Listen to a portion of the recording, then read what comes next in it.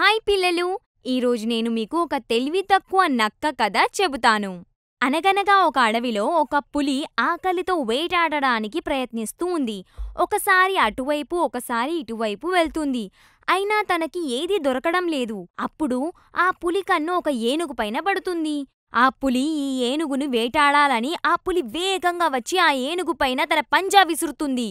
ఏనుగు ఇంకా పులి మధ్యలో గొడవ జరగసాగింది. ఆఖరికి పులి గాయపడుతుంది. ఇంకా గాయపడిన పులి వేటాడలేదు. కాని పులి తట్టుకోలేనంత ఆకలిగా ఉంది. అప్పుడు ఆ పులి తన మంత్రి అయిన నక్కకి పిలిచి అంటుంది, నేను గాయపడ్డాను కాబట్టి వేటాడలేను. నువ్వు చాలా తెలివైన దానివి కదా, వెళ్ళి ఏదైనా జంతువుని నీ వలలో పడేసి నా దగ్గరికి తీసుకురా. అప్పుడు నేను దాన్ని చంపి నా ఆకలి తీర్చుకుంటా. ఆపై నక్క అంటుంది, అలాగే పులిరాజా, నేను ప్రయత్నించి చూస్తాను. ఇక నక్క ఏదైనా జంతువుని పట్టుకోవడానికి వెళ్తుంది. అడవిలో దూరంగా ఒక మంచి దృఢంగా ఉన్న ఒక గాడిద పైన ఆ నక్క కన్ను పడింది. ఆ నక్క అనుకుంటుంది, గాడిదను బంధించడానికి ప్రయత్నిస్తా. గాడిద దగ్గరికి వెళ్ళి అంటుంది, గాడిదా, మా రాజా నిజమే చెప్పాడు. ఈ పూర్తి అడవిలో నువ్వే చాలా బుద్ధిమంతుడివి. గాడిద అర్థం చేసుకోలేకపోయింది నక్క ఏం మాట్లాడుతుందో అని. నక్క గాడిదతో అంటుంది, మా మహారాజు నీతో స్నేహం చేయాలనుకుంటున్నారు, ఇంకా స్వాగతం పలకాలని అనుకుంటున్నారు. ఆ గాడిద సంతోషపడి నక్కతో పాటు వెళ్ళసాగింది. పులి దూరం నుండి ఆ గాడిద రావడాన్ని చూస్తుంది.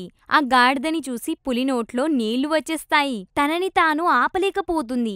గాడిద దగ్గరికి రావడానికి ముందే దానిపైన తన పంజా విసిరేసే క్రమంలో కింద పడిపోతుంది. ఇంకా గాడిద భయంతో అక్కడి నుండి పారిపోతుంది.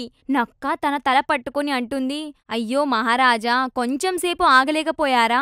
నోటి దగ్గరకొచ్చిందాన్ని పారిపోయేలా చేశారు. పులి అంటుంది, అవును నక్క, నువ్వు అనేది నిజమే.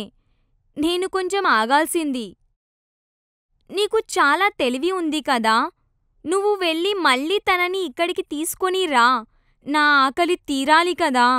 అప్పుడు నక్క అంటుంది, సరే సరే మహారాజా, నేను మళ్ళీ ప్రయత్నిస్తాను. నక్క మళ్ళీ ఆ గాడిదని వెతుక్కుంటూ వెళ్తుంది. అక్కడ చేరుకోగానే గాడిదతో అంటుంది, మిత్రమా, అక్కడ్నుండి నువ్వు ఎందుకు పారిపోయావు? ఎందుకు పారిపోయావంటే ఏంటి? ఒకవేళ ఆ పులి నన్ను తినేస్తే? అప్పుడు నక్క అంటుంది, తినేస్తే అంటే?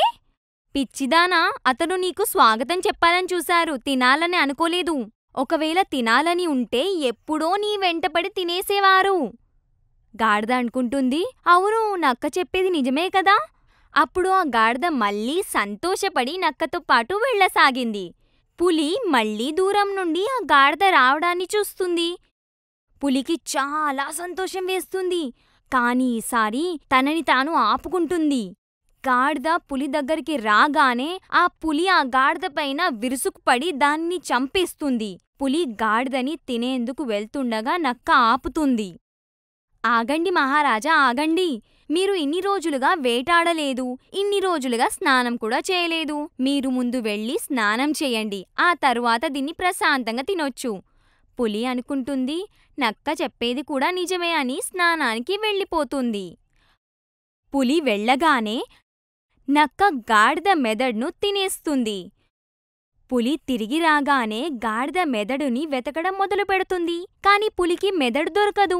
అప్పుడు పులి కోపంగా నక్కని చూసి అంటుంది, ఏ నక్క, గాడిద మెదడు నువ్వు తిన్నావా ఏంటి? దానికి నక్క అంటుంది, అయ్యో మహారాజా, నేను ఇలాంటి తప్పు చేయగలనా ఏంటి? అయినా మీకు కూడా తెలుసు కదా, గాడిదకి మెదడు ఉండదు అని. ఒకవేళ దీనికి మెదడు ఉండి ఉంటే మళ్ళీ వచ్చేదా ఏంటి నాతో? పులి అనుకుంది, అవును, ఇది కూడా నిజమే కదా అని ఆ గాడిదని హాయిగా తింటుంది. అయితే పిల్లలు, ఈ కథ నుండి మనం ఏం నేర్చుకున్నాం? ఈ కథలోని నీతి ఏమిటంటే, పిల్లలు, మనం ఎప్పుడూ కూడా మన శత్రువులను నమ్మకూడదు. రండి పిల్లలు, ఈరోజు మీకు పులి వచ్చింది కథ చెబుతాను. చాలా అద్భుతమైన కథ. అనగనగా ఒక గ్రామంలో బిల్లు అనే పిల్లోడు ఉండేవాడు. బిల్లు చాలా అల్లరివాడు. బిల్లు తన తండ్రితో అక్కడ నివసించేవాడు. బిల్లు నాన్న ఒక గొర్రెల కాపరి. అతని దగ్గర చాలా గొర్రెలు, మేకలు ఉండేవి. అయితే అతను రోజూ వాటిని మేతకు తీసుకువెళ్ళేవాడు. ఒకసారి బిల్లుతో అతను ఇలా అన్నాడు, బిల్లు, ఈరోజు నా ఆరోగ్యం బాగా లేదు, నువ్వు ఈ మేకలను మేతకు తీసుకెళ్తావా? అది విన్న బిల్లు చాలా సంతోషపడ్డాడు. అతననుకున్నాడు, సరే అలాగే, నాకు ఆడుకోడానికి కూడా సమయం దొరుకుతుంది. అప్పుడు బిల్లు ఆ మేకలను గొర్రెలను తీసుకొని మేతకు వెళ్తాడు. ఇంకా అక్కడ ఒక చెట్టు పైకెక్కి కూర్చున్నాడు.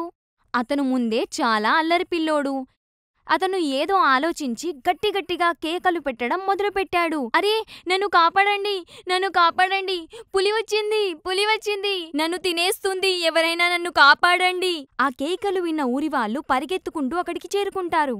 అరే, త్వరగా పదండి, అక్కడ పులి వచ్చిందనుకుంటా. పులి వచ్చింది, ఆ పిల్లోడు ఒంటరిగా ఉన్నాడు, మనం అతన్ని కాపాడాలి, పదండి. అందరూ పరిగెత్తుకుంటూ అక్కడికి చేరుకుంటారు. ఇంకా చుట్టుపక్కల చూస్తారు. ఆ బిల్లు గట్టిగట్టిగా నవ్వుతున్నాడు. అరెరే, నేను మీతో ఆటాడుకున్నాను, ఇక్కడ అసలు పులే లేదు. ఏమైంది? పులిని వెతకడానికి వచ్చారా మూర్ఖులారా? ఇలా అంటూ మళ్ళీ నవ్వడం మొదలుపెట్టాడు. వాళ్ళందరికీ చాలా కోపం వచ్చింది. అతన్నేమనక అక్కడి నుండి తిరిగి వెళ్ళిపోతారు. కొద్ది రోజుల తర్వాత మళ్ళీ అలాగే జరిగింది. బిల్లు మళ్ళీ వాళ్ళని ఆట పట్టిస్తామని అనుకుంటాడు. ఈసారి మరింత గట్టిగా కేకలు పెడతాడు. పులి వచ్చింది, నిజంగానే పులి వచ్చింది, నన్ను కాపాడండి, ఈ పులి నా మేకల్ని, నన్ను కూడా తినేస్తుంది, ఎవరైనా కాపాడండి. కేకలు విన్న ప్రజలంతా చేతికి దొరికిన రాళ్ళు, రప్పలు, కత్తులు, కర్రలు తీసుకొని అతి త్వరగా పరిగెత్తుకుంటూ వచ్చారు. వచ్చి చూస్తే బిల్లు నవ్వుతూ ఉన్నాడు. ఏ పులి లేదు. అప్పుడు వాళ్ళన్నారు, నీ అల్లరి రోజురోజుకీ పెరుగుతుంది. ఇక్కడ పులి లేనప్పుడు ఎందుకు కేకలు పెడుతున్నావు? మేము మా పనులన్నీ వదులుకొని నిన్ను కాపాడడానికి వచ్చాము, నీకు సిగ్గులేదా? బిల్లు మళ్ళీ నవ్వుతూ, ఉంది కదా, నాకు సిగ్గు ఉంది, కానీ మీకు లేదనుకుంటా. ఓ చిన్న పిల్లోడి మాటలు విని మోసపోతున్నారు.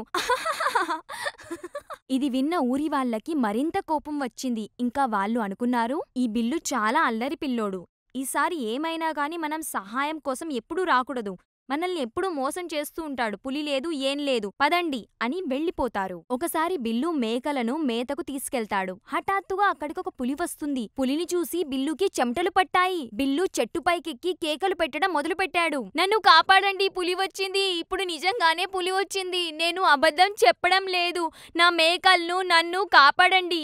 గ్రామ ప్రజలకు ఆ కేకలు వినిపించాయి. కాని వాళ్ళు అర్థం చేసుకున్నారు ఆట పట్టిస్తున్నాడని, మేము వెళ్ళగానే మాపై నవ్వుతాడని. ఈసారి వాళ్ళు నిశ్చయించుకున్నారు వెళ్ళకూడదని. వాడు కేకలు పెడుతూనే ఉన్నాడు, ఏడుస్తూనే ఉన్నాడు. తన కళ్ళ ముందే అతని మేకలని ఒక్కొక్కటిగా ఆ పులి తినేసింది. ఆ తరువాత పులి అక్కడి నుండి వెళ్ళిపోతుంది. ఆ పిల్లోడు గట్టిగా ఏడవడం మొదలు పెడతాడు. ఆ పిల్లోడి ఏడుపు విని తండ్రి పరిగెత్తుకుంటూ వచ్చి చూస్తాడు. మేకలను, గొర్రెలను పులి తినేసి ఉంది. బిల్లు కిందికి వచ్చి తన తండ్రికి జరిగినదంతా చెప్తాడు. బిల్లుతో తన తండ్రి అంటాడు, బిల్లు, ఈ మేకలు, గొర్రెలు మన జీవన ఆధారం. నీ పిచ్చితనం, వెర్రితనం వలన, ఇంకా నీ అబద్ధం చెప్పే అలవాటు వల్ల చూడు, ఈరోజు మన మేకలు, గొర్రెలు కోల్పోయాం. ఇప్పుడు మనం ఎలా జీవిస్తాం? ఏం తింటాం? ఎలా ఉంటాం? బిల్లు తను చేసిన దానికి చాలా బాధపడతాడు. అతను ఏడుస్తూ ఇలా అన్నాడు, నాన్నగారు, నన్ను క్షమించండి, నేను చాలా పెద్ద పొరపాటు చేశాను. దీని తర్వాత నేను ఎన్నడూ అబద్ధాలు ఆడను, నన్ను క్షమించండి, దయచేసి నన్ను క్షమించండి నాన్నగారు. ఇప్పుడు పశ్చాత్తాపడి ఏం ప్రయోజనం లేదు. తన మేకలను, గొర్రెలను పులి తినేసింది. అతను అబద్ధం చెప్పటం వలన ఎవరూ అతన్ని కాపాడటానికి కూడా రాలేదు. అయితే పిల్లలు, ఈ కథ ద్వారా మీరేం నేర్చుకున్నారు? ఏంటంటే మనం ఎప్పుడూ అబద్ధాలు చెప్పకూడదు, ఎప్పుడూ నిజాలే చెప్పాలి, ఎవరికీ మోసం చేయకూడదు. ఎందుకంటే చూశారు కదా, ప్రతిసారి పులి వచ్చింది అని అంటూ ఉండేవాడు. ఎప్పుడైతే నిజంగా పులి వచ్చిందో వాళ్ళు నమ్మలేదు. రండి పిల్లలు, ఈరోజు నేను మీకు ఒక కాకి ఇంకా నక్క కథ చెబుతాను. ఒక అడవిలో ఒక కాకి ఒక చెట్టుపైన గూడు కట్టుకొని ఉండేది. రోజంతా అడవిలో ఇటూ అటూ ఎగురుతూ ఉండేది. ఒకసారి అలాగే ఎగురుకుంటూ వెళ్తూ ఉండగా దానికి ఒక పెద్ద పనీర్ ముక్క కనిపించింది. ఆ పనీర్ ముక్కను చూడగానే కాకికి ఆశ పుట్టింది. ఆ కాకి తొందరగా ఎగురుకుంటూ కిందికి వచ్చింది. ఇంకా ఆ పనీర్ ముక్కని నోటితో పట్టుకొని అక్కడి నుండి ఎగిరిపోయింది. వెళ్ళిన తర్వాత ఆ కాకి ఆ పనీర్ ముక్కని ఈ చెట్టు కొమ్మ పైన కూర్చుని ప్రశాంతంగా తింటాను అనుకుంటుంది. అలా అనుకుని ఆ చెట్టు పైన కూర్చుండిపోతుంది. అప్పుడే అడివంతా తిరుగుతూ అక్కడికి ఒక ఆకలితో ఉన్న నక్క వస్తుంది. ఆ నక్క చాలా ఆకలితో ఉంది. తినడానికి ఏమైనా దొరుకుతుందేమో అని అటూ ఇటూ చూస్తూ ఇంకా ఏమంటుందంటే, అబ్బా, ఈరోజు పొద్దునుండి ఏం తినలేదు, ఏదైనా మంచి రుచికరమైన ఆహారం దొరికితే బావుంటుంది, అది తిని కడుపు నిండిపోవాలి. అప్పుడే చెట్టుపైన కూర్చున్న కాకిపైన నక్క కన్నుపడింది. కాకి నోట్లో ఉన్న పెద్ద పనీర్ ముక్కని నక్క చూసింది. అప్పుడు ఆ నక్క ఎలాగైనా ఆ ముక్కని తినాలి అనుకుంటుంది. మెల్లిమెల్లిగా ఆ నక్క చెట్టు కిందికి వెళ్ళి ఆలోచించి ఏమందంటే, అరే కాకి, ఈరోజు నువ్వు చాలా అందంగా కనిపిస్తున్నావ్. ఏంటి విశేషం? నీ రంగు కూడా మెరుస్తుంది. నీ రంగు చాలా బాగుంది. ఎంత అందంగా ఉన్నావో నువ్వు. ఇంకా ఈరోజు పొద్దునుండే నేను నీ నోటి గుండా ఏదైనా మధురమైన మాటలు వినాలని అనుకుంటున్నాను. నువ్వొద్దని మాత్రం అనొద్దు. ఈరోజు కుదరదు అని మాత్రం ఈరోజు నువ్వు నాకు నీ తియ్యని గొంతుతో ఏదైనా మంచి మాటని వినిపించు. కుదరదు మాత్రం అనకు. కాకి నక్కవైపు చూసి మనసులో చాలా సంతోషపడింది. అవునా? నేను మరీ అంత అందంగా ఉన్నానా? కాని నన్ను అందరూ నల్లకాకి నల్లకాకి అని పిలిచేవారు. అబ్బో, నేను ఇప్పుడు చాలా అందంగా మారానన్నమాట. కానీ ఈ నక్క నేను చాలా తీయగా పాడతాను అని ఎందుకంటుంది? నా గొంతు కావు కావు కాకుండా మధురంగా మారిందనుకుంటా. తీయగా మధురంగా వినిపిస్తుందేమో. అవును, ఈ నక్క నిజమే చెప్తుంది. ఆ కాకి నక్క మాటల్ని నమ్మేసింది. నక్క అంది, అరే నల్లకాకి అని నిన్ను అందరూ అంటారు కదా, కాని వాళ్ళకి నువ్వు ఎంత అందంగా ఉన్నావో తెలియదు. ఇంకా నువ్వు పాట పాడినప్పుడు ఎంత అందంగా ఉంటావో. అబ్బా, ఒక్కటేసారి పాడు కదా, ఒక్కటే ఒకసారి. ఆ కాకి నక్క మాటల్ని నమ్మేసింది.